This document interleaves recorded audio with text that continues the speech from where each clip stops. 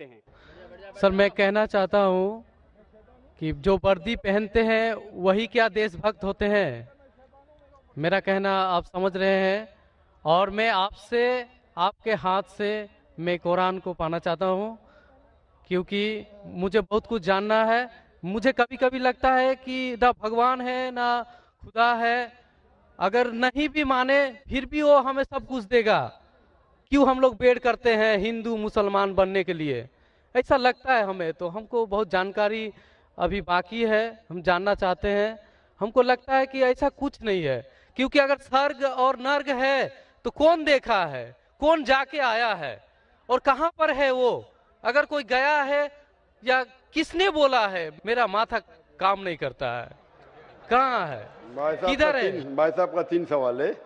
पहला सवाल है, भाई साहब ने कहा है कि वर्दी पहनने से क्या वो देशभक्त बन जाता है, ये आपका सवाल था। मैं वर्दी पहनने से देशभक्त नहीं बनता है। बहुत से लोग वर्दी पहन के अपने देश से गद्दारी भी करते हैं। तो वर्दी पहनने वाला देशभक्त जरूरी नहीं है।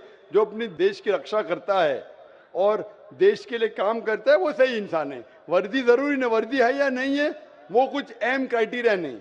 दूसरा सवाल आप चाहते कुरान मजीद मुझसे ले पा सकते हैं। तीसरा कि मैं कभी सोचता हूं कि खुदा है क्या नहीं है, क्यों लोग आपस में झगड़ते, स्वर्ग है क्या नहीं है, किसने देखा स्वर्ग है क्या नहीं है, तो क्या करना क्या जानना। भाई साहब आपने कभी किसी को 10 माले से खुद ही मारते देखा? भाई साहब नहीं देखा तो 10 माले से खुद ही मारेंगे? मारो खुद ही ना। क्यों नहीं मारेंगे? क्यों नहीं मारेंगे? क्योंकि मर जाएंगे। मर जाएंगे। नहीं देखा फिर भी यकीन है। आपने किसी को मरते हुए देखा 10 माले से खुद ही मारते हुए? नहीं सर। सुना सिर्फ ना? सुना है। सुना, यकीन क्या है ना अपने बुद्धि पे। तो यही चीज, सब चीज देखना जरूरी नहीं। मैं स्वर्ग को देखूंगा तो ही मानूंगा कि आपको अमेरिका जाना जरूरी है मानने के लिए अमेरिका है क्या? नहीं। आज टेक्नोलॉजी बढ़ चुकी है भाई साहब। आप 10 मारे से खुद ही मार के एक आदमी को मरते देखेंगे फिर ही बोलेंगे अच्छा 10 मारे से खुद ही मारेगा तो इंसान मर जाएगा। ये जरूरी नहीं देखना।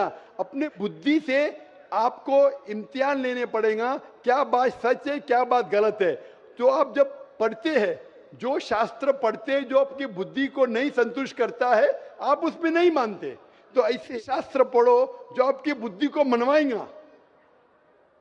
और मिसाल के तौर के ऊपर कुरान मजीद, आज अगर आप साइंस और टेक्नोलॉजी के हवाले से कुरान मजीद चेक करते, कुरान मजीद में एक भी आयत नहीं जो साइंस के खिलाफ है। आज आप 80% चीज मिसाल के तौर पे साइंस के जरिए कुरान मजीद की साबित कर सकते। 20% एम्बिग्युअस है, नीदर सच नीदर गलत। मिसाल के तौर पे साइंस ने आज ये साबित नहीं की क्या स्वर्ग है या नरक है, बराबर। साइंस ने ये भी नहीं साबित की कि दूसरी जिंदगी है, पुनर्जन्म, लाइफ आफ्टर डेथ। लेकिन अगर 80% 100% सही है, 20% डाउटफुल है, नीदर राइट नीदर रॉन्ग, मेरी लॉजिक कहती है कि इंशाअल्लाह ये 20% भी सही रहेंगी। ये अंधविश्वास नहीं है, ये लॉजिकल विश्वास है।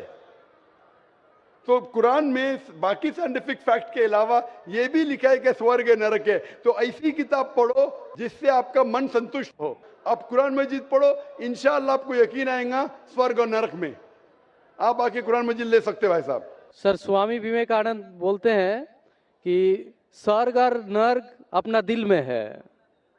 तो ये कैसे बोल दिया? ये बहुत बड़ा पंडित है। स्वामी विवेकानंद ना कि खुदा है क्या? आप वेद की बात मानेंगे, स्वामी विवेकानंद की बात मानेंगे?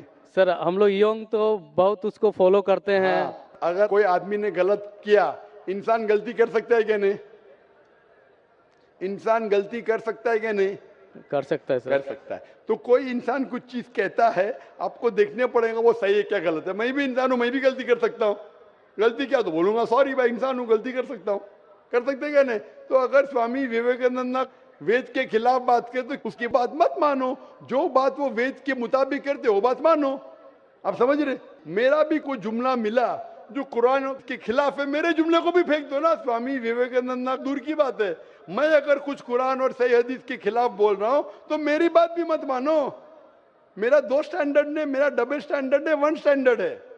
जो खुदा ने बोला, खुदा की किताब को मानो, उसके ऊपर अमल करो। लोग अक्सर आपको खुदा की किताब से दूर लेके जाते। मैं यहां आया हूं लोग को खुदा की किताब के नजदीक लेके आने के लिए।